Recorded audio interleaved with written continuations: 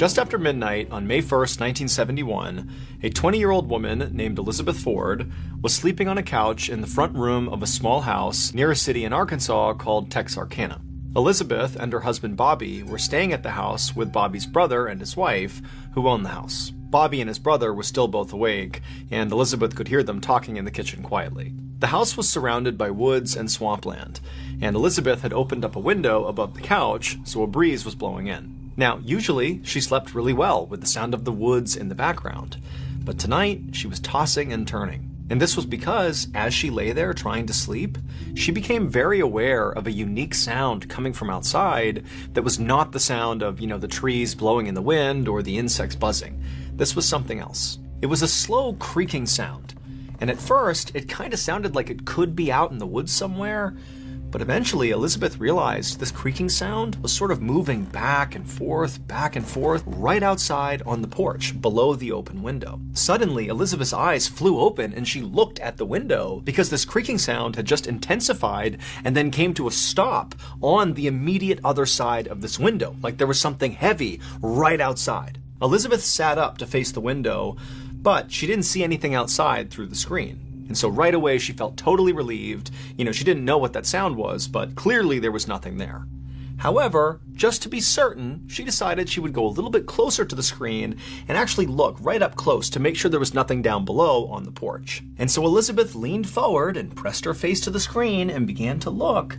And as she did, this dark figure down below suddenly rose up and completely blocked out the window. And Elizabeth's looking at it, having no idea what it is. And before she could do anything, this huge thing slashed at the screen, and this big reddish furry brown paw with razor-sharp claws cut through the screen and nearly cut Elizabeth's face. Elizabeth screamed and practically fell over, and this dark creature outside turned and bolted and disappeared. And then a moment later, Elizabeth's husband Bobby and his brother came running into the room asking what was going on. Elizabeth was so shocked at what she had just experienced that all she could say to her husband was, "It's a bear! It's a bear!" Bobby helped Elizabeth off the couch and then told her and his brother's wife to stay in the house and away from the windows. And then Bobby and his brother got shotguns and flashlights and went outside. Once outside, Bobby and his brother began scanning all around the porch area where Elizabeth had apparently seen this bear to see where it was. They held their flashlights out and they scanned the tree lines. They looked all over the place, all around the front of the property, but there was no sign of this animal. And so the brothers looked at each other and nodded, and then they both left the porch and went different directions, kind of looping around the back of the house. They were going to scan the entire property and meet up at the back. And when they met up at the back, they still hadn't found this bear, and so they walked away from the house towards the tree line and did another big sweep together of the entire perimeter, again, looking for any sign of this animal. But there was nothing. And so after a while of circling the property, the brothers decided that, this bear must have just run off. And so Bobby and his brother returned to the porch to figure out their next move. Both Bobby and his brother were hunters, and they knew that usually the best thing to do with the bears that roamed this area was to leave them alone. I mean, these bears could grow to be 500 pounds, and if they were provoked, they could run at 35 miles an hour. And so generally, you just stayed away from these things, and they'd leave you alone too. However, as the brothers were sitting there talking through what had happened that night, they both said, it definitely seemed like this bear was different. I mean, apparently it was aggressive enough to come right up to the house, unprovoked, and reach in and swipe at Elizabeth, which obviously was not normal bear behavior. And so, to Bobby and his brother, this meant that they really couldn't just leave this bear alone. They had to go out there and find it and kill it to protect themselves. And so Bobby lit a cigarette to calm his nerves, and then the two brothers came up with a plan for how they were going to go find this bear. Bobby's brother would man the front of the house, and Bobby would man the back of the house, and they would stay in their respective positions monitoring the property until either they saw the bear and dealt with it, or until the sun came up, at which point they could go get help. And so after agreeing to this plan, Bobby took one final drag on his cigarette, chucked it to the ground, and then with his shotgun in one hand and his flashlight in the other, he stepped off the porch and walked around to the back of the house and stared off into the darkness. Bobby had only been in the back of the house for a couple of minutes manning his post when he began to smell this horrible smell. Now, at first he thought it was just some sort of wet, musky smell that came over from the swampland nearby, But as he continued to smell it, it got heavier and more pungent. It smelled like a wet, decaying animal. Bobby tensed up and aimed his flashlight up at the tree line and began looking back and forth, trying to figure out where this horrible smell was coming from. And as he was doing this, he suddenly heard the sound of tree branches snapping off to his left. And so he whipped his flashlight over and shined it, and he saw this big, dark figure charging across the property away from him into the forest. Bobby instinctively raised his shotgun and fired, and then after shooting, a loud yelp echoed in the air, and then Bobby just took off running in the direction he had just fired. And as he's running across the yard, he's screaming for his brother, who had already heard the shotgun blast, so he was coming around the house, and the two men linked up, and as they're running in the direction of this bear, Bobby's telling his brother, "I think I got it, I shot the bear." But they get over to where Bobby had last seen it and where he heard this yelp come from, and there was nothing. There was no bear. Still, the brothers did feel a little relieved. They figured even if they couldn't find this thing, clearly Bobby had hit it. He had heard the sound of it yelping out, and so maybe by at least wounding it, it would stay away and leave them alone. But just then, the men heard the sound of their wives screaming from inside the house. The men immediately ran back to the house, and as they got closer, Bobby again began to smell that horrible smell. And right as Bobby's foot hit that first porch step, his brother from behind him screamed out, "Stop!" But it was too late. The bear was on the porch. That's why the women were screaming. They had seen it, and Bobby's brother had seen it, but Bobby hadn't. And now he was too close to it to get away. And before Bobby could raise his gun to protect himself, this thing attacked. And Bobby felt this horrible burning, tearing sensation in his arm. He fell to the ground, twisting wildly back and forth, trying to protect himself. He was pinned underneath this enormous bear, level with its chest, with its arms and legs on either side of him. And that horrible smell he was smelling was clearly coming from this animal. That's all he could smell from underneath. But just then, it was like a miracle, because to his side, Bobby could see there was an opening, and so he rolled and somehow got out from underneath this enormous creature. Bobby scrambled up to his feet, and he darted past the bear and rammed into the closed front door of the house. It popped open, he fell inside, and his wife ran forward and shut the door behind him, leaving Bobby's brother outside on the porch alone with the bear. But before any of them could do anything about that, they heard the sound of his brother's shotgun going off. Then there was a long moment of silence. Inside the house, everybody was frozen. A few seconds later, the door slowly opened and Bobby's brother walked inside. Everyone was too shocked to say anything, so for a second they all just stared at each other, and then finally Bobby asked him, "Is the bear dead?" And Bobby's brother, with a trembling voice, said no. And that wasn't a bear. As soon as dawn broke and it was not dark outside anymore, Bobby's wife drove him to the hospital where they would treat him for shock and for the wound to his shoulder. They had hoped to find it somewhere on the property, either dead or wounded, based on Bobby's brother's account of having fired at it basically point blank, but the creature was gone. They did find its tracks though, and this discovery made it clear that Bobby's brother was right, that this wasn't a bear. Because in the dirt surrounding the house were all these bizarre footprints and handprints of a creature that seemed to walk on its hind legs with 3 toes on each and had 3 long sharp claws on its hands. And as unbelievable as this all seemed to the police, this actually tracked with what Bobby's brother said he saw when he was out on the porch. He said he saw a creature with reddish-brown hair all over it that stood over 7 feet tall, and after being shot, it took off running on 2 legs, and it ran fast. But the most terrifying thing about it, at least according to Bobby's brother, was actually its eyes. They were blazing red. And when the news of this attack spread to the nearest town, which was called Fouke, the people there knew exactly what this creature was. For 200 years, people in that part of Arkansas had been talking about this huge creature that was sort of like a Sasquatch that roamed the forest and the swamps. They said it was fast and elusive, and it ate livestock and pets. They called it the Fouke Monster, or sometimes the Boggy Creek Monster. But Bobby Ford and his family's encounter with this creature was unlike any other story that had been told about the Fouke Monster. While some people claimed in the past that this creature had attacked people, nobody had ever heard of it actually coming up to somebody's house trying to break in and terrorize a family. Bobby's ordeal would inspire the 1972 horror movie The Legend of Boggy Creek. Over the years, police officers and some scientists have suggested that maybe what Bobby and his brother encountered that night was actually a feral pig. However, authorities have never actually been able to pinpoint what this thing was. Nobody knows. And to this day, hikers and hunters near the swamps of southwest Arkansas and also across the border into East Texas still report run-ins with the legendary Fouke monster. Around 9 p.m. on December 29, 1980, a 57-year-old woman named Vicki Landrum rode in the front seat of her friend Betty Cash's car, while her 7-year-old grandson, named Colby, who she was raising, sat between them. The three of them had just had dinner at a truck stop and were now on their way home, driving down a dark wooded highway near Huffman, Texas, which is a small town about 30 miles northeast of Houston. As they drove down the road, Vicki began to notice the windshield was fogging up from how cold it was outside and how warm it was inside the car.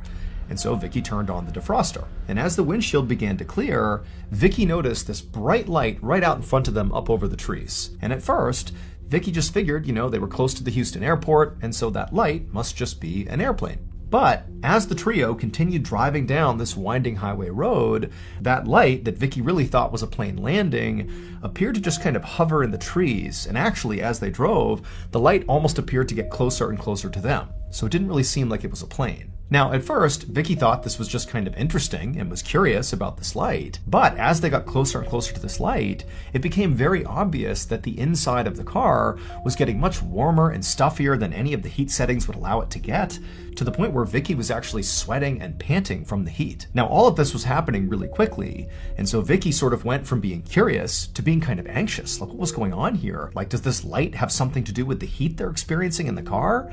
And then all of a sudden, the light that appeared to be sort of behind the trees suddenly came right out in front of the car, and Vicki screamed at Betty, "Stop!" And Becky jammed on the brakes, and they came to a stop, and blocking their path maybe 100 feet in front of them, just hovering over the road, is this strange-looking aircraft aimed right at them.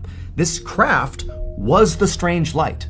For a moment, all three of them just stared in shock at this craft, like it was so unexpected and so unbelievable that this had happened.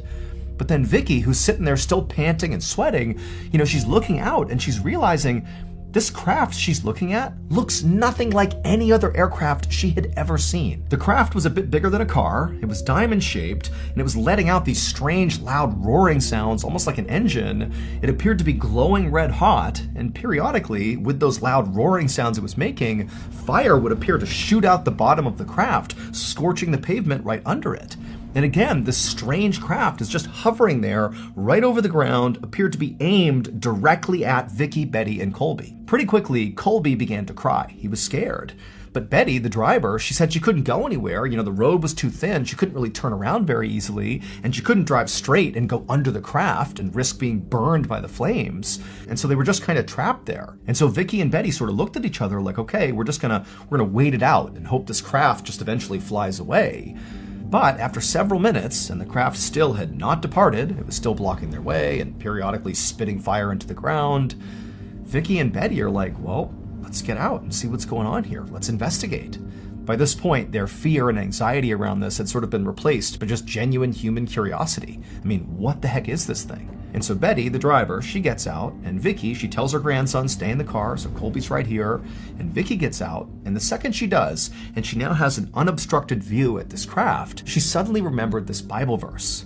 So Vicki was very religious, and she had read in the Bible that one day Jesus would return to the earth, and when he did, he would return in a rain of fire.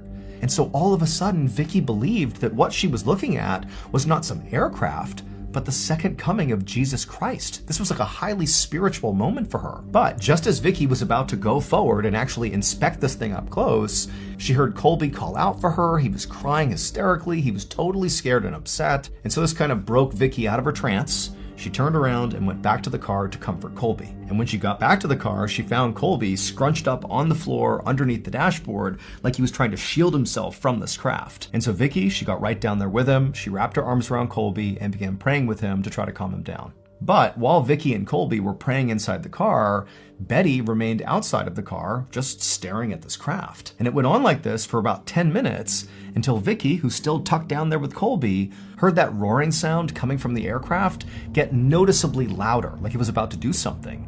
And so Vicky poked her head up and she looked out the windshield, and sure enough, this craft was beginning to take off. It was getting higher and higher off the ground. Flames were shooting out the bottom of it. Betty was still outside staring at it. And then before long, this craft had shot straight up into the air and began taking off up and away from them at a really steep angle. And at the same time, Vicky suddenly saw this swarm of all these helicopters, these military-style helicopters, go right up around this craft, like they were escorting it. And then the craft and all these helicopters took off into the horizon and disappeared. After they were all gone, Vicky realized that what she had just witnessed was not the second coming of Christ.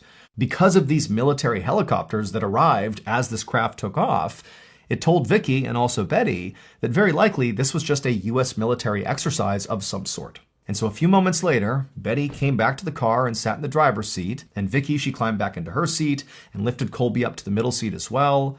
And for a moment, the three of them just sat there in silence. I mean, there's nothing blocking their way anymore. They're just sort of trying to process what just happened. Eventually, Betty just put the car in drive and began driving straight ahead, crossing right over that scorch mark on the pavement where the craft had been. About 45 minutes later, Betty pulled up to Vicky's house and parked the car. Vicky and Colby, they got out. They said goodbye to Betty. They didn't really talk about what they had just seen. They just said goodnight. And then Vicky and Colby headed inside the house. And as much as both of them did have things to say about whatever it was they saw, they just continued not to talk about it. They both were just kind of eager to go to bed. However, as Vicky was putting Colby to bed, he began to complain that his stomach hurt, and at the same time, Vicky began to realize that she also didn't feel very well. And shortly after that, both of them were vomiting in the bathroom. And this scared Vicky. She tried to tell herself that, maybe the reason they were sick is because they ate some bad food at that truck stop. But deep down, Vicky was very concerned that their nausea was somehow connected to that strange craft. And so it was a very long night, with Vicky and Colby being nauseous most of the time, but eventually they both did fall asleep. And then when Vicky got up the next morning, she still felt awful. And so Vicky, she rolled out of bed and made her way to the bathroom, and when she looked at herself in the mirror, she gasped. Her skin was bright red and blistered, like she had had this horrible sunburn. At this point, she knew whatever was going on here, it had to do with that craft. She just knew it. And so Vicky instinctively rushed to Colby's room to check on him to see if his skin was all blistered and red, and she found he was still sleeping, but she could see his skin was red and blistered in some places, but not nearly as bad as Vicky's. And so Vicky, she began thinking about the night before, and she remembered she had gotten out of the car and gotten closer to the craft. So she was sort of more exposed to the craft, if you will, than Colby, who stayed in the car and tucked himself down underneath the dashboard the whole time. And so maybe Vicky's exposure to the craft was higher than Colby's, which is why she looked worse. But as Vicky was thinking this through, she remembered that Betty had actually stayed outside the car for 10-15 minutes, much longer than Vicky had, the whole time just staring directly at this craft. And so immediately Vicky was worried that, if this is what happened to me, I can only imagine what shape Betty is in. And so Vicky ran to the phone, she picked it up, and she dialed Betty's number, and she listened, and it just kept on ringing and ringing. Betty didn't answer. Now, at this point, Vicky was in a full-blown panic, not only because she was worried about Betty, but also, she doesn't really know what's wrong with her or with Colby. She doesn't know if their sickness is going to get worse or better. Currently, she felt horrible. She was nauseous. Her skin seemed to be practically falling off. Colby was in less bad shape, but still not healthy. And also, Vicky didn't have the money to even go to the doctor to get looked at. And so as much as Vicky really wanted right now to just go check on Betty, go drive to her house and check on her, she couldn't. She needed to focus on herself and her grandson first and make sure they were okay before she did anything else. And so over the next few days, Vicky and Colby stayed home. They slowly regained their strength. And over those few days, Vicky actually would get Betty on the phone. And Betty would tell her that, yes, she's also dealing with similar symptoms, but she was okay, which was very reassuring to Vicky. However, Vicky also knew that Betty was not a complainer, and even if she did have horrendous symptoms, she was not the type of person who would necessarily tell Vicky. She would sort of tough it out. Finally, after 5 days, Vicky felt strong enough to go check on Betty in person. However, when she got to Betty's house and went inside, she called out for Betty, but there was no answer. the house was eerily quiet. And so Vicky began walking around Betty's house looking for Betty. And eventually, Vicky walked down a hallway and reached Betty's bedroom, and the door was shut. Vicky called out for Betty, but there was no answer from inside. And so feeling kind of scared at this point, Vicky reached down, she turned the handle and opened the door, and immediately she saw Betty on her bed. And Betty looked horrible. She was barely conscious. Her entire body was red and blistered and bleeding. There was vomit all over the bed sheets, and there were all these huge clumps of Betty's hair littering her pillow. And so Vicky was horrified. She rushed inside, she scooped her friend up, and between the two of them, they kind of hobbled out of the house. Vicky put Betty in her car, and they sped to the hospital. A few hours later, Vicky was waiting in the emergency room where Betty was being treated when Betty's doctor walked into the waiting room, at which point Vicky stood up and rushed over to him and said, "Hey, what's going on with Betty? What happened to her? What's going on?" But the doctor just shook his head and said, your friend, her skin is literally peeling off her face in sheets, and there are blisters breaking out all over her body. He told Vicky that her symptoms reminded him of radiation poisoning. However, he also told Vicky that that was basically impossible. For Betty, a woman who lives in rural Texas, where would she go to come in contact with something that radioactive? It just seemed not possible, so that couldn't be it. But Vicky, when she heard this, felt like she knew exactly how Betty came in contact with something highly radioactive. It had to be that craft. And so without even thinking about it, Vicky began pouring out the story of how her and Betty had seen this light, and then this craft appeared on the road, and it was shooting fire, and then it flew off with helicopters all around it. But as she was wrapping up her story, Vicky was suddenly overcome with embarrassment because the doctor was now staring at her like she was totally out of her mind. A month later, in early February of 1981, Vicky was at her kitchen table with the phone pressed to her ear.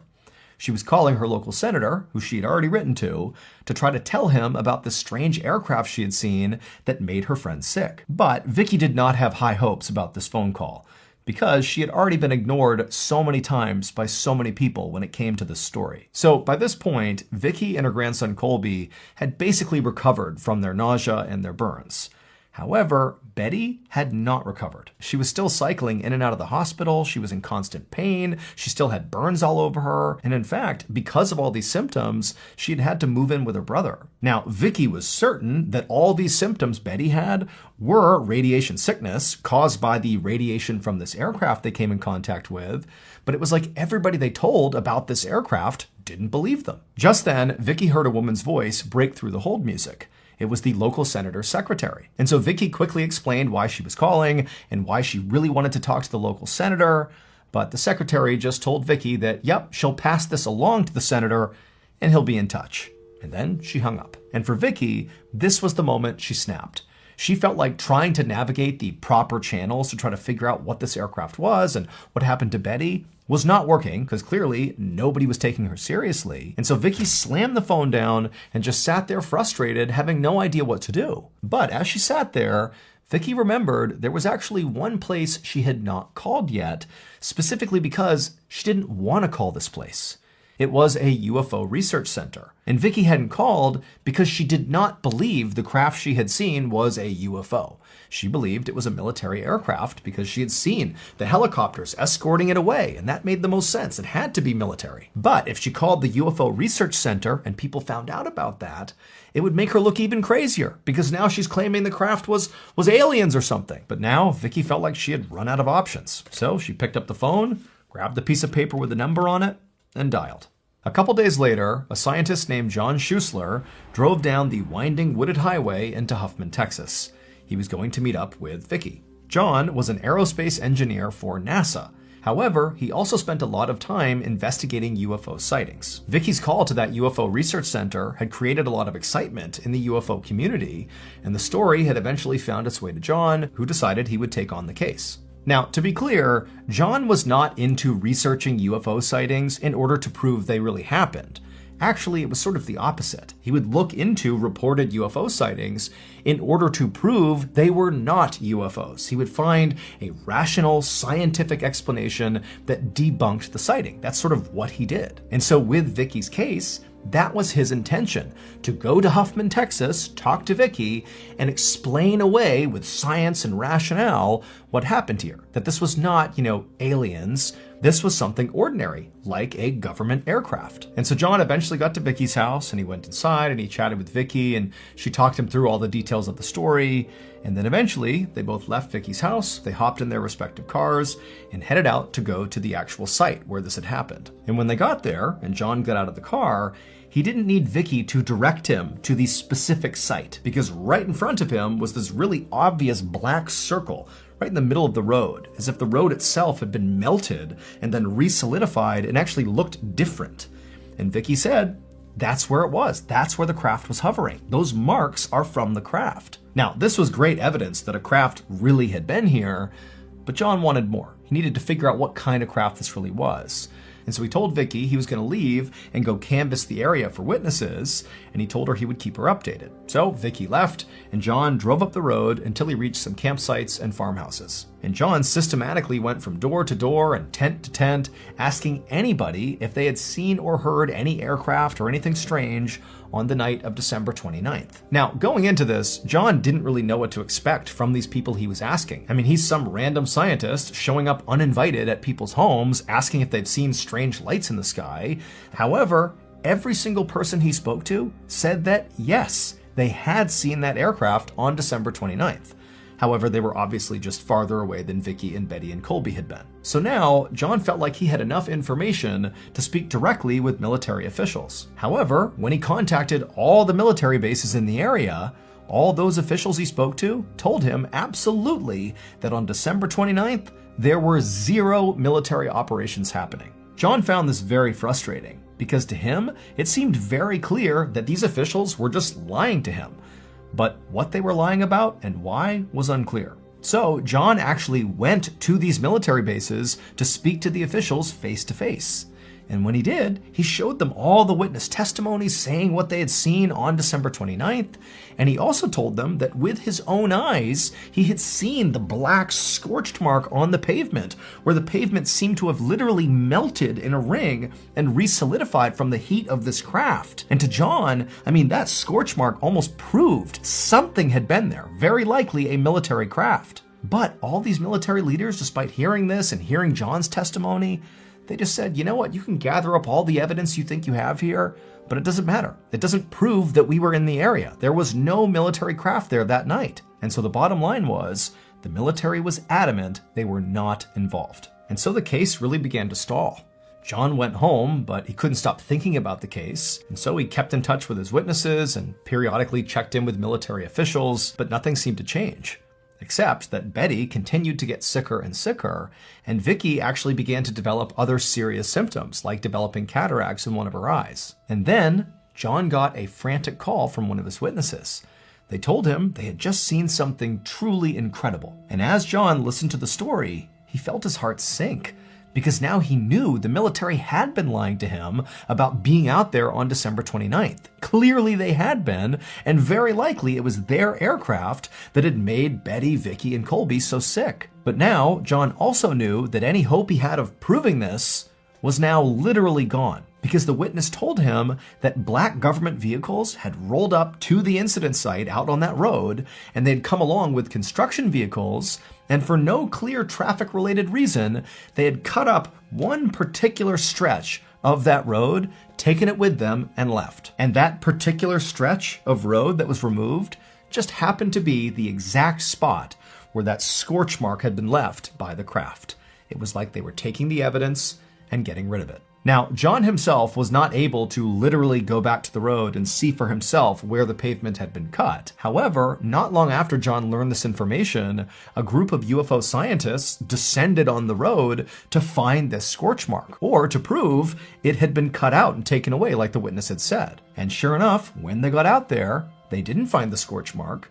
Instead, they found nice, fresh, brand new pavement. The strange event that Vicky, Betty, and Colby experienced on the night of December 29, 1980, is widely considered to be one of the most famous and credible UFO sightings of all time. It's now known as the Cache Landrum incident, after Betty and Vicky's last names, and to this day, nobody has been able to come up with a rational explanation for what happened if it wasn't a UFO. To this day, the US government maintains that they did not have any military operations happening on December 29th. However, they did say when it comes to cutting out the road and paving over it, that was just for routine maintenance. They were not trying to hide evidence. As for Vicky and Betty, over the years, their health continued to deteriorate. They ultimately filed a lawsuit against the government, but because they couldn't actually prove that the aircraft even existed or that it caused their health problems, their lawsuit was ultimately dismissed. Both women would eventually die from cancer, which Colby believes is a direct result from radiation exposure. As for Colby, he's still alive and continuing to seek answers. One afternoon in November of 2021, a middle-aged woman named Nicole Petit was on break at her job in the city of Decatur, Alabama. And while she was sitting in the break room, she pulled out her phone and she called her 21-year-old daughter, Hannah. The phone rang a couple of times, then eventually Hannah picked up, and right away, Nicole could tell her daughter, Hannah, was still very much not feeling well. She could hear it clearly in her voice. So Nicole's daughter was a stay-at-home mom to two very young kids, which, was totally exhausting in its own right. And in fact, on this phone call, Nicole could hear in the background the sound of the kids yelling and running around and crashing into things, so clearly it was just chaos over there. But Nicole knew Hannah could not just be tired from tending to her kids, because over the last couple of months, what Nicole had noticed was every time she spoke to her daughter, whether her daughter's kids were going crazy or not, Hannah just completely sounded under the weather. And in fact, Hannah often was complaining, again over the past few months, of not only feeling a deep exhaustion, but also of feeling really dizzy and nauseous. Now, over the past few months, Nicole had been telling her daughter, you have to go see a doctor. This is not normal. This is not just parenting fatigue. Something is off. You need to go get looked at. But Hannah, who was known to be very, very tough and, generally didn't really go to the doctor much, she said to her mom, I'm fine. I'm just exhausted from the kids. It's no big deal. And so she kind of pushed that idea aside. And so this time, as Nicole's talking to her daughter, and she can clearly hear that her daughter is not better, she's still feeling awful, she knew trying to push her daughter to go see the doctor wasn't going to work. So instead, she said, okay, Hannah, when's Brian going to be home? Brian was Hannah's husband. And Hannah just sighed and she said, no, he's not home yet. I don't know when he's going to be here. So for the most part, Brian was, a very active parent and husband, but he also was a very successful chiropractor. And in fact, he had had so much success at his private practice that recently he'd even been able to fully renovate his building. And so with this new building and all this extra space and all this new staff, he was working even more than usual, which, financially was great for the family.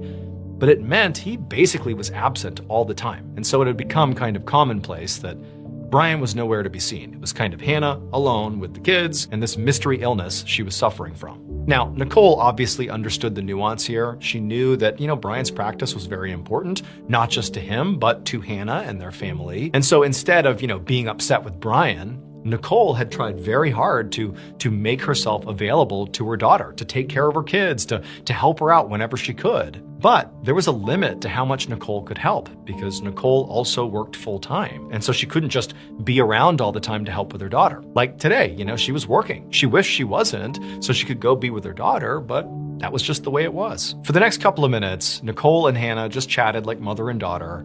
And then at some point towards the end of the call, like Nicole always did, she told her daughter, hey, I really think you ought to go to the doctor. If you tell me what day you're going to go and you make an appointment, I'll go over and take care of your kids. I'll even take you to the appointment, whatever you need. Don't let logistics be the reason you don't see a doctor. Whatever you need, you let me know and I will help you if I can. I'll flex my schedule to accommodate yours. But like Hannah always did, she just kind of brushed off her mom and said, okay, maybe I'll go see a doctor. I don't know, but I think I'm going to be fine. I'm going to rest. I'm going to take vitamins. I'm going to eat well. I'm going to do all the things, and I'm sure this will pass. Nicole sighed when she heard this because basically she hears her daughter saying, I'm not going to the doctor still. But Nicole didn't argue. She just told her daughter that she loved her and she would see her soon, and then the two hung up. Over the next few weeks, Hannah continued to feel completely awful, nauseous, dizzy. All of her symptoms persisted and in some ways even got worse. But no matter how much pressure was put on her, namely by her mom, to go see a doctor, Hannah didn't. She really had convinced herself that this was just, parenting fatigue and that she would just get through it, and she would be fine, which again was sort of very much her personality. She was this tough, hard-charging woman. She was going to just grit this one out. But then finally, in January of 2022, so now it's been months and months of Hannah having these symptoms and her mom basically begging her to go see a doctor. And by this point, Hannah can't argue with the fact that she is basically falling apart. She's lost so much weight, she actually can't even walk around her house anymore. She literally sits on a swivel chair, like a desk chair, and just pushes herself around the house. I mean, she is absolutely sick, and it's something that she can't even deny anymore. And so finally, in January of 2022, Hannah says, okay, Mom, I'll go to the hospital. Nicole, in some ways, was incredibly relieved that finally her daughter is doing the thing she should have done a long time ago. And then also, Nicole was just so annoyed with her daughter. Like, why didn't you go sooner? This is so silly. But regardless, Nicole's like, great. She tells her daughter, I'm gonna come over, pick you up, I'm gonna take you to the hospital, I'll be there with you. And so she goes over to Hannah's house, and when she gets there, Hannah in her chair wheels over to the door, and Hannah looks awful. She looks like she weighs less than 100 pounds, she's so pale, her hair looks like it's falling out. I mean, she looks absolutely sick. She looks like there's something seriously wrong with her. But Nicole, she just takes her daughter and assists her down the stairs, puts her in the car. She also gets her kids and brings them along as well, and they drive to the hospital. And when they get there, eventually Hannah is brought into an exam room along with Nicole and the kids, and a nurse comes in and they begin checking Hannah's vital signs and asking her some questions, and they also weighed Hannah. And eventually, after that was done, the nurse told Hannah that, hey, you only weigh 84 pounds. This is way below what's considered healthy. This is like an emergency. And based on the other things you're telling me about over the last few months having these symptoms, I'm worried you might actually have stomach cancer. Now, even though Nicole had anticipated that something seriously was wrong with her daughter, it still hit her like a freight train to hear that her 21-year-old daughter had stomach cancer. I mean, she'd never even heard of somebody that young having stomach cancer. And when Nicole looked over at her daughter, Hannah too was horrified. I mean, for her, she still believed this was all just gonna pass. Whatever this is, it'll go away. But obviously, stomach cancer is not something that just goes away. A couple minutes later, a doctor came in the room and explained to Hannah and Nicole that the next step here was to test Hannah to see if she actually had stomach cancer. Now, the doctor said it was entirely possible this could be something else. But again, based on all the symptoms you've described and the sudden extreme weight loss, unfortunately, this really does appear to be stomach cancer. But we're gonna check, and in a couple of days, we should have an answer. And so Nicole and Hannah, despite obviously being shocked and scared, they both said, whatever we need to do, that's what we're gonna do. A few days later, Nicole was at home when her phone rang, and it was her daughter calling. Now, to this point, Hannah had gone in and begun doing some of the tests to see if she had stomach cancer, and they were waiting for some of the results to come back. And so when Nicole saw this call coming in, she's thinking, oh my goodness, this could be it. I could be getting the call where Hannah has been told one way or the other about this being stomach cancer. And so with quite a bit of anxiety, Nicole answered the phone. And when she heard her daughter was not telling her about test results. Her daughter, she was speaking in such a low tone that she could barely hear her, but she basically croaked out to her mother that she felt so sick, she had to be taken to the hospital right now. And so Nicole, she dropped everything, sped over to her daughter's house. And when she found Hannah inside, it was like Hannah could barely move. She was so fatigued. She was so sick, so pale, so skinny and malnourished. It was like her daughter was dying. And so she scooped her daughter up and she rushed her to the hospital. Later that day, Hannah was in a hospital room and was stabilized. When she had come in, she actually was showing signs of what's called acute respiratory failure, which basically meant her lungs were shutting down. And in fact, one of her doctors had told Nicole that had Nicole not gone over there and rushed her daughter to the hospital on that day, very likely she would have died. She would not have survived another 24 hours at home. So this was as close as you can come to, your daughter dying. But they had been able to stabilize Hannah, and she was now resting in bed, and they were now trying to figure out what to do. And one of the doctors pulled Nicole aside and said, look, we know she's being tested for stomach cancer, and we don't know if she has that or not yet. But acute respiratory failure is not connected to stomach cancer. And on top of that, it's incredibly rare for someone as young as Hannah. So we really don't know what's going on here. All we can do is keep her here, keep her stable, monitor her, and run some additional tests. And cynical, she said, okay, let's do it. And so for a few days, that's what the medical staff did. They just continued to monitor and keep Hannah stable while testing her to figure out how somebody her age and in her condition could be contracting respiratory failure. But after a few days of this, out of nowhere, Hannah has this severe sudden seizure. But after her seizure passed, the medical staff began investigating Hannah's brain because a seizure is a brain-related event. And as they're looking into Hannah's brain, they discover that she has also contracted viral meningitis, which is inflammation of the membranes surrounding the brain. And generally speaking, viral meningitis is not life-threatening, but in rare cases, it can be. And considering the fact that Hannah had other very serious medical issues going on, and the fact that her particular viral meningitis case was very severe, doctors were worried that she could be someone who could die from this meningitis, or potentially have very serious brain damage if they didn't do something drastic to combat the swelling in her brain. And so a decision was made to put Hannah into a medically induced coma so that she would lay perfectly still and they could just wait for the swelling in her brain to go down. But what that meant functionally was that Hannah would be in this coma indefinitely until, the swelling goes down in her brain or who knows what. I mean, basically the doctors didn't know what was going on with her. However, just a couple of days after Hannah had been placed in this medically induced coma, some of her imaging tests came back from all the testing they had run on Hannah to try to figure out what was going on here. And in particular, there were these imaging tests that came back from her abdomen. They had scanned her abdomen. And what they discovered inside of her abdomen was truly shocking. Hannah's entire digestive tract was covered in white spots. And the doctors all knew that those spots were not cancer. They were something worse. And after running a few more tests to confirm their theory, once they had that information that, yep, what we suspect is going on here, they called the police. So remember Hannah's husband, Brian? He's the very successful chiropractor. Well, his practice had been so successful that he had had the funds to fully renovate his office and build this bigger, better chiropractic practice. And that was great, not just for him, but also for Hannah, her whole family. They were making money hand over fist. Everything was great.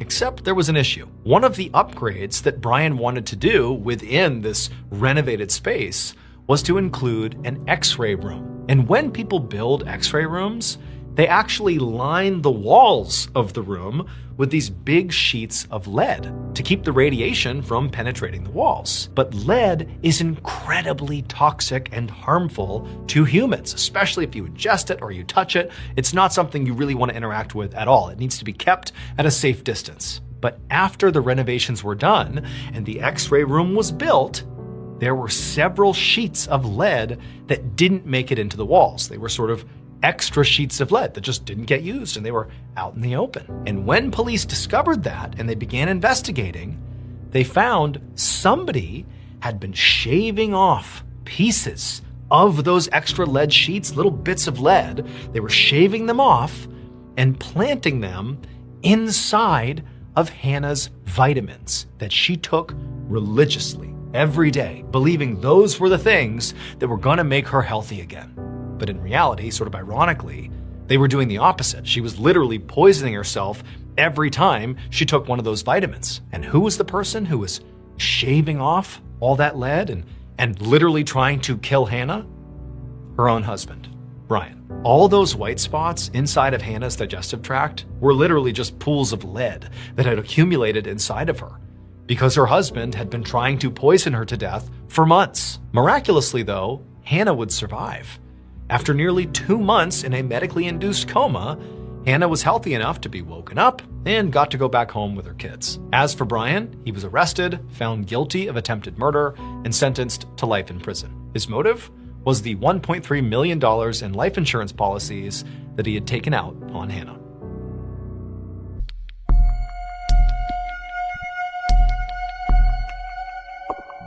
On the evening of August 1st, 2015, a 20-year-old man named Fraser Baloyi walked alone down a main road toward his village in the South African province of Limpopo. Fraser was on his way home from work, and he was pretty desperate to get there. It was only about 7:30 p.m., and usually around this time, Fraser was used to seeing other people out and about on this road, just kind of walking around in the dusk or, chatting or doing various errands, but tonight there was nobody out there. And in fact, in recent days, this area of Limpopo had basically become a ghost town. Nobody went out unless they absolutely had to, because over the last 10 days, over 20 people in this area had been brutally mauled. The victims had all insisted that the creature that had mauled them was some kind of four-legged demon, and they had begun calling it the Beast. Now, Fraser considered himself a pretty level-headed person who did not necessarily buy into the hype around this beast. He figured it was very likely just a dog. But still, he didn't want to get attacked. And so as he walked down this vacant road, he periodically looked over his shoulder just to make sure no dog was following him. As Fraser continued to walk along, he looked up and saw the huge forest fire that was raging on a mountain miles and miles off in the distance. A few days ago, the fire had started, and from Fraser's perspective, it still seemed to be going strong. In fact, in the darkness, it almost looked like the mountain was glowing red. Just then, Fraser noticed the turnoff for the shortcut that would take him through some forest back to his home, and when he got there, he stopped and looked over his shoulder one more time to make sure he was still all alone, and he was, and then he stepped off the main road, into the woods, and into the darkness. Under the tree canopy, the night suddenly seemed a lot darker. Fraser did his best to think about the chores he needed to do for his mother once he got home, instead of thinking about the beast. But he'd only been on this path for about 300 feet when he suddenly heard a rustling from behind him. And so right away, Fraser stopped and turned around and looked where the noise was coming from. But all he saw was darkness. There was nothing there. And so Fraser, for a whole minute, just stood there staring out into the tree line, waiting for something to move. But nothing did. And so Fraser told himself he was just being paranoid. Everything was fine. And then he turned back around and kept on walking. But pretty quickly, his walk turned into a jog. And he was almost to the end of this path, almost out of the forest. He could see his village. It was right there. When he heard noises behind him again. Except now, in addition to the rustling sounds, he heard a new sound. It was like a wheezing sound, like a sick animal that was breathing heavily. Now, Fraser knew he was not just being paranoid. Something was out there, and it seemed like it might be following him. Without slowing down, Fraser looked over his shoulder again to see what was out there, but again, he just saw nothing. It was just shadows. However, when he turned back around and kept on going towards his village, he heard this loud crashing sound behind him, like a massive animal had leapt out of the brush and landed on the path behind him. And so Fraser was immediately so scared he couldn't even turn around. He just started sprinting toward the village, and all he could hear behind him were these loud, pounding footsteps as whatever this was gaining on him. And so Fraser was so instantly terrified that instinctively he just started sprinting off without even looking behind him. And so as he's running, this thing's gaining on him, and again he can hear this awful wheezing sound coming from whatever this is, as if there was something wrong with its lungs. And in Fraser's panic, as he's sprinting through the forest, Fraser's telling himself it's just got to be a rabid dog. That's why it's making those sounds. But he knew that didn't track. This thing is huge. This can't just be a rabid dog. And so Fraser just kept on running, and finally he got out of the trees, back into his village, and at the exact same moment, the pounding footsteps behind him came to a stop. But again, Fraser, he didn't turn around. He's too scared. He just ran for his door. His house was right there in front of him, and he gets to his door. He's about to open it up, and right as he does, he feels this searing pain in his neck. This creature, whatever it was, had leapt and grabbed onto him and bit down on the back of his neck. And so Fraser crumpled to the ground and threw his arms up over his head to protect himself, and with one eye, he can see it's this massive black creature on top of him, chewing on the lower half of his face. And so Fraser, he couldn't even feel any pain. He just began screaming for help, and he tried to push it off of him, but he couldn't. And then a second later, a flash of metal came across his eye as his mother and other villagers who had seen this happening and heard him screaming came out and began smashing whatever this was with shovels. And so a second later, Fraser's pulled away and dragged towards his house, and this huge black creature, it marched over to the edge of the tree line and just stopped, turned, and looked back at Fraser and his mother and the neighbors. And Fraser, as he's sitting there in total shock, he can tell that whatever this thing is, this enormous dog-like creature, this had to be the beast. That's what just attacked him. And in this moment, Fraser realized, this creature may have the shape of a dog, but it was not a dog. South Africa has its share of wild dogs, jackals, and hyenas, and typically they're multicolored and fairly small. And this thing was jet black, pitch black, and gigantic. And when this thing first started chasing Fraser, he'd had that panicked thought that maybe it was a rabid dog. But rabid animals are typically lethargic and confused. And this thing that was 15 feet away from them was absolutely alert and calm. The only thing sick about it was that horrible wheezing sound it would make as it breathed. And as Fraser and his mother and the neighbors just stood there staring at this thing, this creature just continued to stare back at them with piercing eyes. And its eyes were not normal. These were not like animal eyes or dog eyes. They were too small and set at the wrong angle. And there was real sentience behind them. They were human eyes. Just then, Fraser's mother grabbed Fraser and yanked him, kind of jerking him back to reality, and he scrambled to his feet, and he and his mother and the two neighbors, they took off running back into their respective homes. All the while, this creature just sat there on the edge of the forest, staring still in the direction of Fraser and his home. Once inside of Fraser's house, his mother immediately dialed the emergency number to tell the police about what had just happened, but the police told her they were not going to send people out there to deal with some dog. And so Fraser's mother decided she would just treat her son's wounds on her own until this dog-like creature had left, and then once it had, she would get him a ride to the hospital. However, as Fraser and his mother stared out the window at this creature, it didn't leave. It just sat there staring back at Fraser and his mother with these hideous human eyes for hours and hours. Finally, in the morning, it was gone.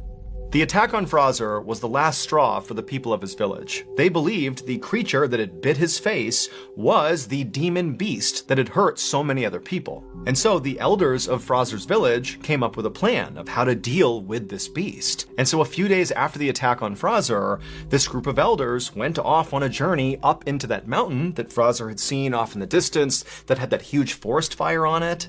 And they were there for 2 whole days before returning to the village and telling everyone that they had successfully performed a ritual that had appeased their ancestors, and so hopefully now the attacks would stop. And sure enough, they did. They did not see the beast again.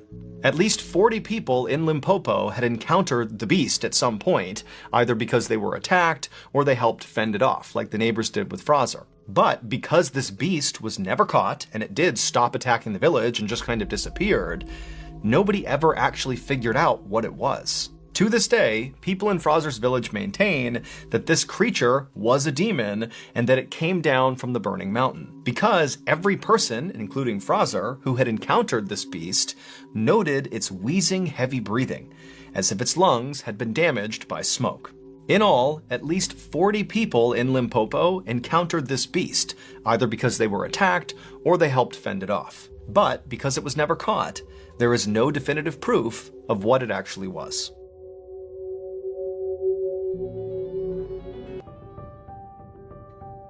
At 12:30 a.m. on August 9th, 2013, a man named Kyle Lawson was asleep in his bedroom with his wife at their home in San Angelo, Texas, when his cell phone rang, and it woke him up. Kyle looked at the caller ID and saw that the call was coming in from his 26-year-old brother, Brandon. And so, Kyle picked it up, but before he could even say hello, his brother said he needed help. And then he launched into this big story that really sounded completely insane. He told Kyle he was currently driving north on Highway 277, which is this totally desolate 2-lane country road that runs through West Texas, and that 3 men were chasing Brandon. And on top of that, Brandon told his brother that, he's trying to get away from these men, but his truck was about to run out of gas. And so what he wanted Kyle to do was to, right now in the middle of the night, come meet him secretly to hand off a gas tank so Brandon could officially escape these 3 men. But as Kyle listened to this, he was not really actually concerned, at least in terms of Brandon being in any sort of real danger with regards to these 3 men that were chasing him. In reality, Kyle's reaction to this was just being so annoyed at Brandon. Because after hearing this story, this frantic story Brandon's telling him in the middle of the night, he was sure that really there were no 3 men, that instead his brother Brandon was just high again. And he was hallucinating. He was basically having an episode that was substance-induced. So Brandon had a history of methamphetamine use. He'd been clean for the last 6 months or so, and he'd been working on, being a better partner to his fiancée, Ladessa, and also a better father to his 4 children. But just 2 days ago, Brandon had also called Kyle but it had been to ask Kyle if he knew where he could get some drugs. Now, Kyle did not immediately say, oh, here's where you go to get drugs. Instead, he tried to tell Brandon, like, don't do it. Like, you should not get high. You're clean. Like, you're doing good. But he was pretty sure Brandon had not listened, because ever since that phone call, even though Kyle didn't give him any, resources for drugs, Brandon must have gone and gotten drugs anyways, because his behavior had just been completely crazy in general. In fact, right now, Kyle knew from having spoken to his parents earlier that the whole reason Brandon was even driving on Highway 277 right now was because he got into a big fight with his fiance and was supposed to be going to his parents' house to chill out. Like, he was basically going to time out for bad behavior. That's why he was out right now. Now, Kyle knew Brandon was very likely high, and so this was not going to be a good time to reason with Brandon and tell him to, just come home or just go to your parents' house because, there's no such thing as these three men. Like, you're just high. He's not going to listen to that. So instead, Kyle just focused on trying to calm Brandon down because, again, Kyle is not thinking Brandon is actually in danger. He's thinking this is just a hallucination. But as Kyle tried to do that, Brandon did not calm down. He got more and more anxious, and he's continuing to talk about these three men that are gaining on him. And finally, Kyle just said, dude, Brandon, have you relapsed? Is that what's going on here? But as Kyle expected, Brandon swore up and down that he was not high, and he just kept on begging Kyle to come help him fast before these men caught up to him, like, come give me the gas I need so I can escape, come on, man. At this point, Kyle felt like there was no point even talking to Brandon, and in some ways, he just wanted to hang up and forget about this whole thing. Like, this was crazy. He has his own life and his own responsibilities. Like, he shouldn't be babysitting his younger brother. But at the same time, Kyle was very close with his brother. Even if, he resented it, he did love his brother very much. And even though he did feel like there is no imminent danger here other than maybe Brandon to himself, Kyle decided, you know what? I'm just going to go out on Highway 277. I'm going to find Brandon and just get him back home. So he told Brandon he'd be right there, and then he hung up. About 45 minutes later, Kyle drove north on Highway 277 along with his wife in his passenger seat and their 4-year-old son in the back. Kyle's wife had not wanted him to be out in the middle of the night dealing with his crazy brother all alone, so she'd insisted that she and their son come along. And so as Kyle drove down the road, he kept an eye out for Brandon's truck. Now, to set the scene for you, this really is like a desolate highway. There's no real traffic, and really in either direction, it's just kind of open plains and some shrubs and small trees. Like, this is a big, wide open area. It's pretty easy to see way out in front of you. And so he's got a great view, even though it's nighttime, but he can't see any vehicles. Like, there's no truck, there's nothing. Like, his brother is nowhere to be seen. But Kyle just kept on driving and kept on looking out. He was even just sort of looking out into the fields in case, his brother had veered off the road somewhere, which seemed entirely possible. But eventually, after driving for some time, way up ahead, sort of parked half on the road, half off, was a truck. Its lights were off, it's just sitting there. It's not even idling. It's clearly turned off. But as Kyle got closer, he realized it was Brandon's truck. So he had found Brandon. And so Kyle, he pulls over to the opposite side of the road, and he parks his car, and he tells his wife and his son to stay in the car, and he's going to go talk to Brandon, who at this point Kyle is assuming is sitting in his truck, waiting for Kyle. And also keep in mind at this point Kyle's thinking, well, there's nobody else out here. There's no three men chasing my brother. He's probably just sitting here, high as can be, and I'm going to talk to him, and he's just going to go home, and we're going to move past this. But when Kyle walked over to the vehicle, there was nobody inside of it. Brandon's gone. And he's thinking to himself, this really doesn't make any sense, because on the ride to the truck, as they were on Highway 277, Brandon kept repeatedly calling Kyle over and over and over again, being like, come on, you gotta hurry up, you gotta get here, they're gaining on me like I'm in trouble, bring that gasoline, you gotta get here. And now that he's here, he's finally reached, clearly, Brandon's truck. It's right here, and Brandon's gone? He's gone from his truck? He didn't tell him that on the phone. Like, where is he? What's going on here? And so Kyle, he's like looking under the vehicle. He's searching the vehicle now for his brother, which is totally crazy. Like, what's his brother doing here? But as he's searching the vehicle for his brother and looking around the area for his brother, Kyle's phone rings, and it's Brandon. And so Kyle, who at this point is feeling really annoyed, he answers the phone and he's like, Brandon, where are you? And Brandon goes, "Bro, I'm right here." And Kyle's like, "No, you're not. Like, I don't see you. There's no one here. Your truck is here. You're not here." But just then, Kyle looked out and there was a car coming towards him. So he saw the headlights and he realized it was a cop car. And so he's on the phone with Brandon. He's looking out at this cop car that's coming up this road towards him and clearly slowing down. Like the police officer is going to stop and talk to Kyle, presumably. And so as this cop car is coming in and slowing down right in front of him, Brandon on the phone says to Kyle, "Run away from that cop." Now think about this. That meant Brandon had to be somewhere nearby because he can clearly see the cop car approaching Kyle. He's watching the scene. Even though Kyle has not found his brother, Brandon is clearly actually nearby. But Kyle, he's sort of quickly interpreting this and he's thinking, like, where is Brandon? Because he's looking out and it's just open fields in either direction on either side of this highway. It's like this barren wasteland out in the middle of Texas. Like, where is he hiding? There's nowhere to hide. There's a couple of shrubs and really small trees sort of off in the distance, but like there's really nowhere to hide. So where is Brandon? And Kyle, he's just feeling furious at this point. Confused, but furious. It's like, what are you doing, Brandon?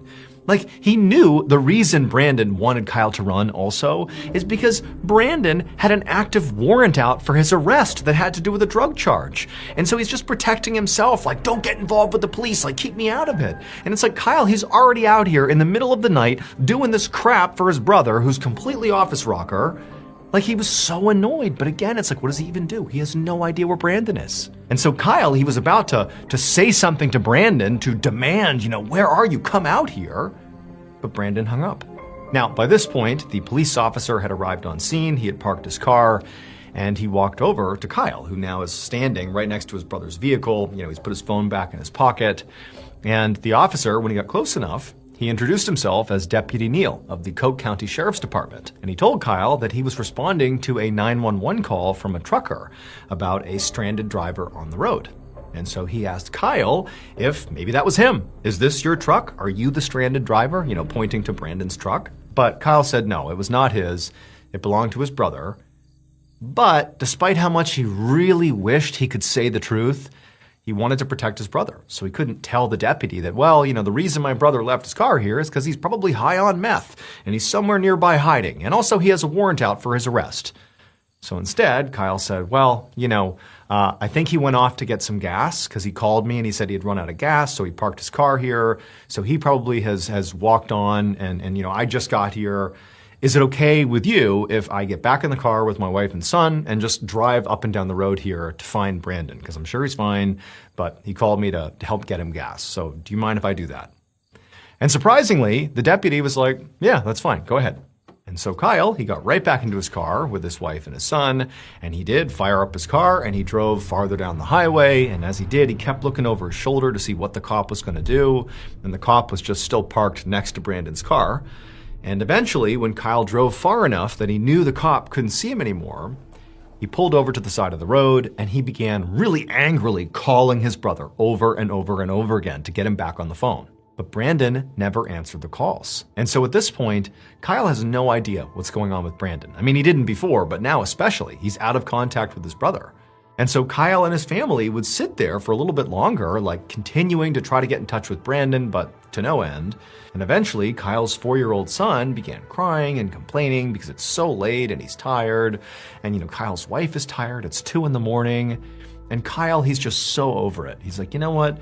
Brandon is an adult. I tried to come out here and get him out of this mess. But if he doesn't want to be in touch with me and he wants to hide off the side of the highway, that's on him. I'm taking my family and I'm going home. And so that's what he did. He turned around, he drove right back the way he came, and he actually passed by his brother's truck that was still there, so Brandon clearly is still in hiding, and standing next to his brother's truck is still Deputy Neal. He presumably was waiting for Brandon to show back up. He drove right past them, he went back to his home, and they went to bed. And he figured, you know what, tomorrow I will likely hear from Brandon, and he'll tell me some crazy story explaining what really happened, but you know what, whatever, that's on him. Not long after Kyle had driven past Deputy Neal on his way back home, Neal decided, you know what, I'm not just gonna sit here all night waiting for Brandon. He had searched Brandon's truck, and there was nothing concerning inside of it. There was, no phone, no wallet, no keys, things that people would not leave behind if they ran out of gas and decided to go walk to get gas. So it seemed very much like that is what happened. Brandon had pulled his car over, gotten out, and begun the walk. And then his brother showed up, and the whole thing was playing out here. And so Neil figured, okay, well, I have other calls to go to. It doesn't seem like this is a huge emergency. And so he just reached inside the truck, he turned on the hazard lights, then he locked all the doors and shut them. And then he got in his own vehicle and he took off because, again, he had other calls to attend to that night. The next morning around 8 a.m., Deputy Neil was back out on Highway 277 just to make sure Brandon had eventually come back and claimed his truck. But no, the truck was still sitting there, hazards on. Now, at this point, Deputy Neil was starting to get a bit concerned about Brandon because, he's out on foot walking to get gas for his truck. And even though it seemed like the risk was sort of low for him, it is possible something could have happened to him. And that's why he had not come back to his truck. Maybe he was hit by a car or, got lost or something. Who knows? Like anything could have happened. Or, maybe Brandon decided not to claim his truck yet. Maybe he just went home and he's going to get it later. But regardless, it just seemed like Neil really had to go follow up personally with Brandon just to make sure he was okay. And so Neil drove back to the sheriff's department to see if he could find the contact information for Brandon. But when he walked in the door, he didn't have any time to do any digging because another employee told him that while he was out, the department had gotten a call from Brandon's fiancée, Ledessa. And Ledessa had given them a very different story than the one Brandon's brother, Kyle, had told Neil the night before. According to Ledessa, she and Brandon had been fighting for the past few days. And last night, so on the night that this whole truck thing happened, Brandon was supposed to be on his way to his parents' house to cool off from the fight he was having with Ledessa. But he never arrived at his parents' house, and he never came back to Ledessa's house. And so Brandon was totally unaccounted for. And on top of that, nobody could get in touch with Brandon. They were calling and texting him, no response. After hearing this, Deputy Neil was surprised and also pretty angry because clearly Brandon's brother Kyle had acted like everything was totally fine the night before, but that had to have been a lie, because Ledessa is saying this totally different story. And so the first thing Neil did is he went and spoke to Kyle and also to the rest of Brandon's family to get the story straight here. And very quickly, it became clear to Deputy Neil that any omissions or even lies about what had happened exactly on the night that Kyle went missing were not because the family was hiding something. I mean, they were kind of trying to protect Brandon, but it was because they didn't understand how serious this situation really was. And so now that Brandon really was missing and nobody knew what happened to him, the family was very forthright that they really didn't know what had happened to him and that, yes, maybe he was on drugs, we don't know, but he really is missing and you got to go look for him. And so that's what Neil did. Over the next 4 days, there was this huge search that Neil led all around Highway 277, where the center of the search was where Brandon's truck had been found. But despite using canines and helicopters and these huge search teams, some of which had thermal cameras which would allow you to see body heat, despite covering this vast area all around where Brandon clearly had been, there was absolutely no sign of him. And they also spoke to the homeowners and the property owners sort of roughly in the area to see if maybe they had seen something strange, maybe seen Brandon or those 3 men that apparently had been chasing him on the night he went missing, but nobody had seen anything. And so basically, Brandon was definitely not here. And there was no sign he had been here other than his truck. That was it. And so Deputy Neil and the rest of the authorities who were involved in this search ultimately came to the conclusion that based on the fact that Brandon had clearly been fighting with his fiancée, that he had an active warrant out for his arrest, and that he had not been seen in days, and there was no sign of him anywhere, nothing, that what must have happened here is Brandon fled. That he's not here because he chose not to be here. That he was never in any danger. He fled the area, and looking here is going to do nothing. We basically have to wait for Brandon to show up at some point. And so for the most part, this seemed like a pretty open and shut case. Until Brandon's fiancée, Ledessa, came into the station in person with a bombshell. On August 13th, 2013, so 4 days after Brandon went missing, this is right around the time the search has been called off, the officer on duty at the Coke County Sheriff's Department sat across from Ledessa. And Ledessa looked extremely upset. And she said that she'd gotten so worried about Brandon that she'd started searching through their cell phone records, and she'd found something really concerning. She pulled out a piece of paper and she handed it to the officer, and she pointed at a specific section.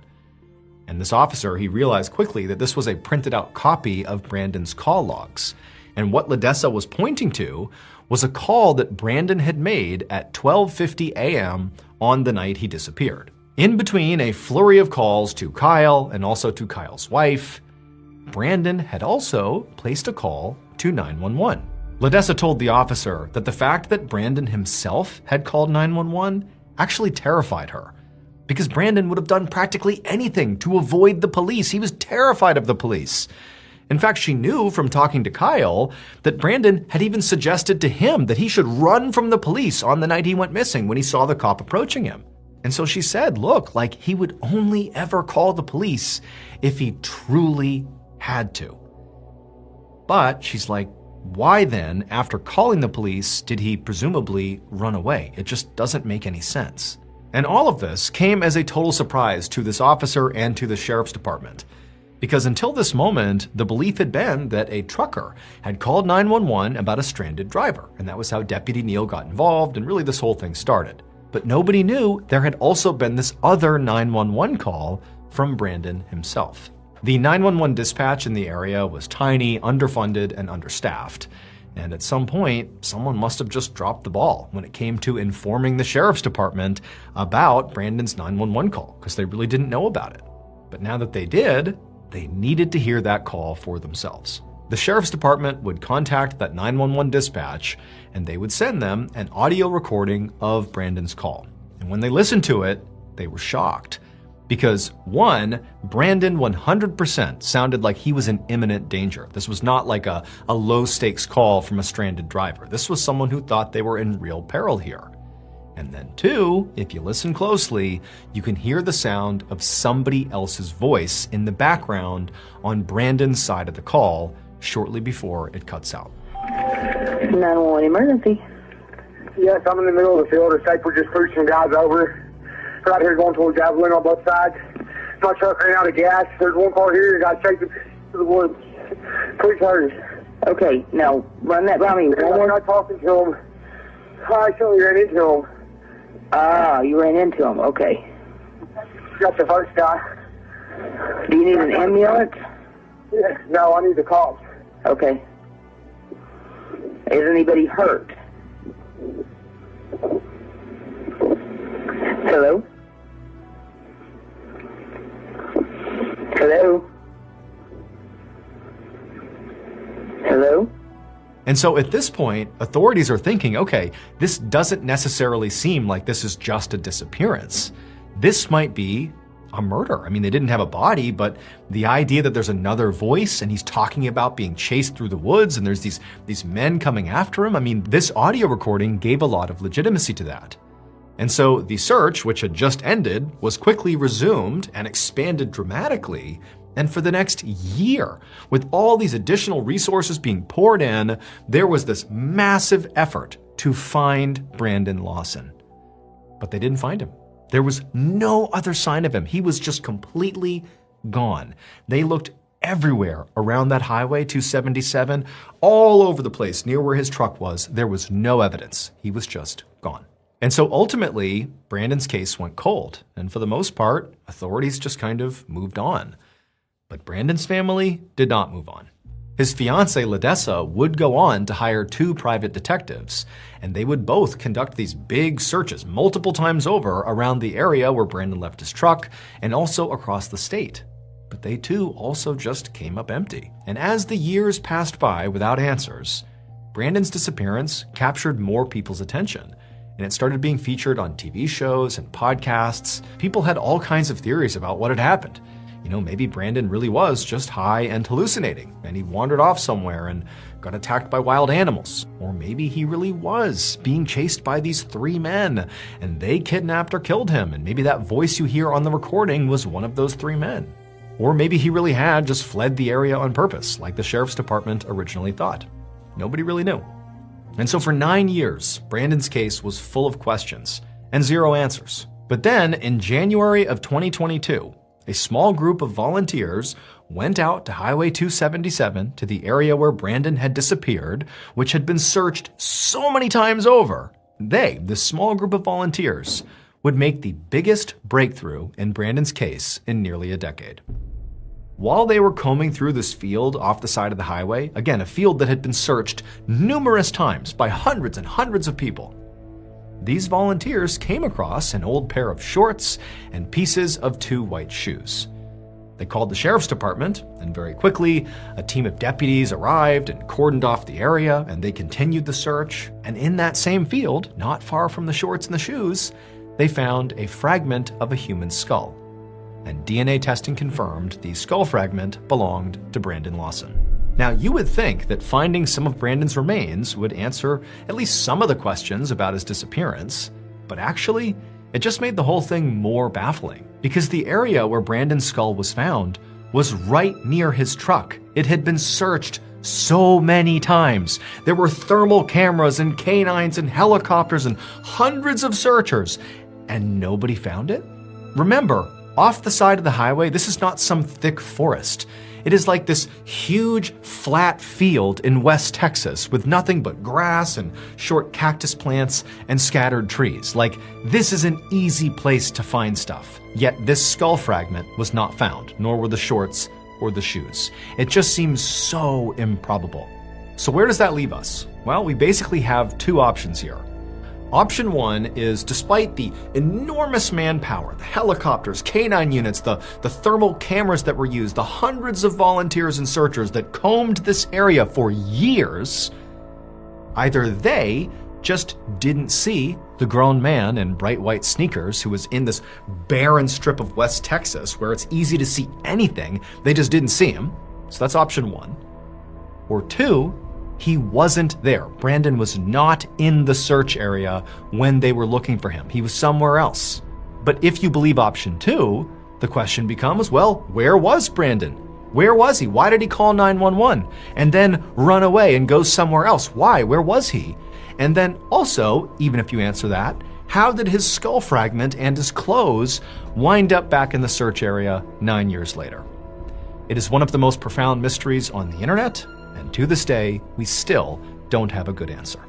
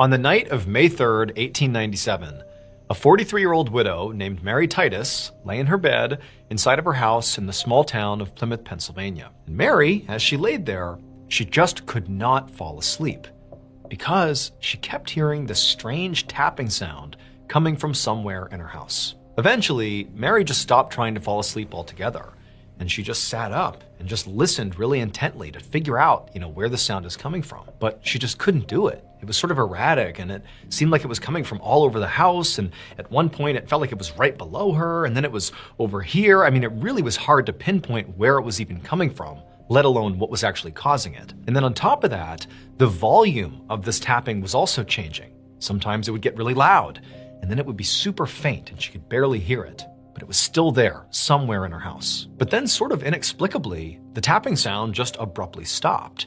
Mary is sitting up in bed, it's 2, 3 in the morning, and it's just silence in her house. And at that point, Mary told herself, okay, well, clearly it was some animal, or maybe it's a branch tapping on the outside of her house or something. She's rationalizing the sound. It's gone now, so it can't be harmful, and I should just stop thinking about it and actually go to sleep now. But shortly after laying her head back down on the pillow, when she was almost asleep, she started hearing this sound again. And again, she just could not tell where it was coming from. Now, Mary, she was a widow, but she did have somebody else who lived with her in the house. It was her daughter, her 18-year-old daughter, whose name was Cora. Cora's father and Mary's husband had passed away tragically 11 years earlier in this terrible mining explosion. And really, even though it had been 11 years, Mary and Cora were still very much living in the shadow and the grief of, his death. This is something that they really had never been able to move past. And so as Mary is laying here in bed and she's hearing this tapping sound starting again, part of her thinks maybe it's Cora, maybe she's doing something. But really what was going through her head when this tapping sound began again was how utterly alone she felt and how badly she missed her husband. Like she really just wished he was here, because then she would have told him, hey, go investigate. I'm going to stay here. You go make sure the house is safe. But obviously he was gone. He'd been gone for over a decade. And so eventually, even though Mary really didn't want to get up and go look for this tapping sound, because truthfully, she was just scared at this point, but she's thinking about her daughter, Cora, who's downstairs, and heaven forbid there's some problem in the house. Maybe an animal has literally gotten into the house and it could be hazardous. She doesn't know. So she needs to go and be the brave one and go find out where the sound is coming from and make sure her daughter's okay. And on top of that, her daughter, Cora, had recently had this really bad case of strep throat. And while she was recovering, she really was not back to 100%. And so Mary told herself, this is an opportunity as much as anything to go down and just check on her daughter and make sure she's okay. And so finally, Mary musters the courage and she takes her sheets off and she gets up out of her bed. And at the same time, the tapping is sort of rocketing all around the house. It's all over the place. And right as Mary steps onto the ground, she's out of her bed, the tapping stops. Mary starts walking towards the door and there's nothing. She gets to the door, she opens it up, she listens, she's looking out, but there's nothing. And the house is completely silent. And there was something kind of eerie about it. It's like the sound was responding to Mary's actions. And suddenly all of Mary's courage evaporated. And she thought, you know what? The sound has stopped. Everything's okay. I'm sure Cora's okay. I'm getting back in bed and I'm going to sleep. And that's what she did. She rushed back to her bed. She did not go check on Cora. She just got under the sheets, pulled them up to her chin, and just hoped the sound wouldn't come back. And it didn't. And eventually, Mary fell asleep. The following morning, when Mary woke up, she immediately kind of took stock and realized, okay, I'm okay. Everything seems fine in the house. She listened and didn't hear any knocking sounds. And she quickly got up, she got dressed, she went downstairs into the kitchen, and Cora was actually already down there doing some needlepoint, and she seemed perfectly fine, albeit still recovering from her strep throat. But she was okay. She was in the kitchen in good spirits. And so Mary just kind of, breathed a sigh of relief here. Even though, again, she really has no idea what that tapping was. She has no idea if it was sinister or not. This could be totally benign. But there was just something uneasy about it. And so it was just really nice to come down here and have life be totally normal. And so pretty quickly, Mary just fell into her everyday routine. She began prepping some food for her and Cora to eat, and then she and her daughter just started chatting. At no point did Mary bring up the tapping sound, in part because she didn't really even know what they meant. She was kind of spooked by it, didn't want to scare her daughter, so it never came up.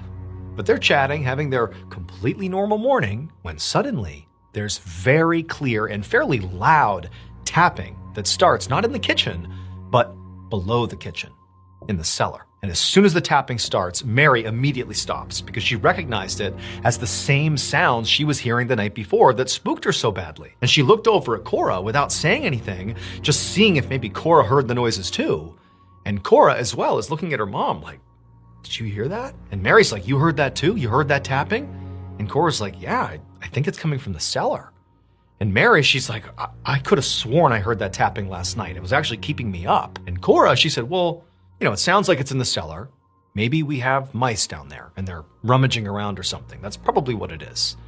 And so Mary, who at this point is desperate to find a logical, non-scary explanation for what's going on here, just immediately goes down the stairs into the cellar and begins looking for mice that would prove that's all this is. It's mice making these sounds. But when she's down there, she's looking around and there's no mice, there's no sign of mice. And as she's down there, she starts hearing the tapping again. But now it's not coming from the cellar where they thought the sounds were originating. It's coming from somewhere above her. And as soon as Mary hears this tapping sound, she hears Cora reacting to it upstairs in the kitchen, like she was kind of startled by it. And so Mary runs back upstairs to the kitchen. She looks at Cora, and Cora is visibly distressed because she's like, I heard it. It was in here. It was in the kitchen or somewhere nearby. I didn't see anything, but I heard it. As soon as you went down there, I heard it. And so at this point, Mary is undeniably scared. She doesn't know what this is, but it's gotten to the point where she cannot deny there is something strange happening in her house. Her daughter has now fully corroborated that. And so Mary said, you know what? I'm going next door. They had a friend who lived next door, a guy that actually used to work with Mary's husband, who was sort of like their handyman and the guy they would call on to kind of help them around the house. And so Mary, she left her house and she went next door, knocked on this guy's door. And when he came, she explained that there's something happening. There's knocking sounds happening in my house.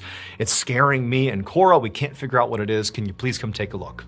And he was like, absolutely. I'll be over in a second. And so Mary goes back to her house and she and Cora are standing in the kitchen and periodically they're hearing these tapping sounds. And then the neighbor, he comes over. He comes inside and right away, when he comes in, he starts to hear the tapping too. And Mary's like, what is that? And Cora, she's totally spooked.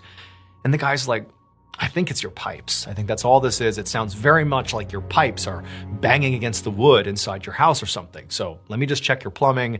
That's probably what this is. And so Mary and Cora, they're like, great. Like, he seems pretty confident that that's all this is. And so Mary and Cora, they kind of hover around the neighbor as he begins to check the kitchen and the bathroom plumbing. But as he's checking all the pipes and the fittings and kind of looking for the origin of these strange tapping sounds, he realizes as he's checking all these different areas that as he's checking them, the tapping sound is persisting and it's not coming from the pipes. Sometimes it sort of seems like the tapping is coming from near the pipes, but other times, as he's working right here, the tapping sound is coming from somewhere else on the other side of the house. And eventually, Mary and Cora started to sense that the neighbor, who had come in very confident that this was no big deal, was starting to show signs that he too felt a little uncomfortable, like something was off here. And then, sort of out of nowhere, when the tapping got really loud, and it was now apparent, not only to this guy, but also to Mary and Cora, that the tapping could not be coming from the plumbing, because it's nowhere near here, it's behind us. And the man, he turned around and he looked at Mary and Cora. His face is ashen, he really looked pretty upset. And he said, the last time I heard this sound was in the mine. It was when your husband was killed in that explosion. He died, but other men got trapped in the mine behind all this rubble from the explosion, and they couldn't get out. And they were tapping on the rocks over and over again until they all died. That's what this sounds like. After that, the man just got up and hastily left and just told them, I'm sorry, I can't help you. And he was out the door and back over to his house. And so Mary and Cora, they're left wondering, like, what do we even do? Who do we talk to? What's happening here? But for Mary specifically, even though she couldn't believe that this guy had just told her that, what a horrible thing to tell her. I mean, he knows she's grieving the loss of her husband. How could you possibly say that to me? But she's thinking about what he told her. That it sounds like the tapping of these doomed men, including her husband, tapping on the mine walls before they perished. And she started to wonder, what if these are ghosts? What if it's my husband and these men who died in the mines 11 years ago trying to get my attention? What if they're trying to communicate with me? Over the next 4 days, the tapping sound inside of their house continued. And the story about what was happening here spread all across town. In fact, all sorts of neighbors and actually news outlets were coming to Mary and Cora's house to hear the tapping sounds for themselves. And when they'd come in the house, Mary would walk them around the house. And sure enough, the reporters, the neighbors, they'd all hear the tapping sounds. And nobody could explain it. It was like this unbelievable phenomenon. And Mary and Cora, by this point, they were convinced that these sounds were very likely Mary's dead husband and the other men who perished in the mine. Finally, on May 9th, so 6 days after this haunting began, By this point, the story is out in newspapers, people are talking about it all over the place, and in some ways that legitimized Mary and Cora's plight. But they also really didn't know what to do about this. This had become sort of a spectacle, but nobody had any solutions for them. So Mary and Cora, they're sitting at the table weighing out their options. Like, what do we even do? Even if this is, our dead husband, our dead father trying to communicate with us, we can't live with this. This is kind of terrifying. And if it just goes on and on, do we eventually move? And so they're having that kind of discussion. And as they're sitting at the kitchen table, suddenly the tapping starts again. Except now, the tapping sound is so close. It's practically on top of Mary and Cora, so much so that their conversation immediately stopped when this tapping started. And they both kind of looked at each other like, it's right on top of us, what's going on? And then as this tapping continued, they realized it was basically right below them, almost like in the cellar, right underneath them. And so Mary sort of reflexively leaned back in her chair, just kind of trying to get out of, the bubble of this really intimate, close tapping sound that they were in. And as she's sitting back, she saw something she had never noticed before. And immediately, she understood what was going on. It would turn out the tapping sounds that were plaguing Mary and Cora were not being caused by Mary's dead husband or the other men that died in the mines 11 years ago. However, the actual origin of these tapping sounds was in some ways equally as bizarre. So Cora had recently had a bad case of strep throat, and she was doing better, but she still was feeling kind of under the weather. And that was in part because the bacteria that causes strep throat was still in her system. And that same bacteria is also responsible for causing a totally different condition known as Sydenham's chorea, which Cora also had. In fact, she had it likely at the same time that she had strep throat. And Sydenham's chorea has a very different set of symptoms to strep throat. This condition, which is also known as the dancing plague, causes your body to have these involuntary movements that the person who has this condition is often totally unaware of. These people can flail around suddenly and not even know they're doing it. And so what was happening is Cora was making the tapping sound, but had no idea she was making the tapping sound because it was being caused by Sydenham's chorea. Now, it seems like, well, how didn't Mary catch on that her own daughter is tapping her feet or flicking her hand and causing this tapping sound? Well, the reality was, when the tapping first started, a lot of times Mary was not in the same room as her daughter. And her daughter did not know she was making the tapping sounds. So her daughter is genuinely scared of the tapping sounds because she doesn't know she's making them.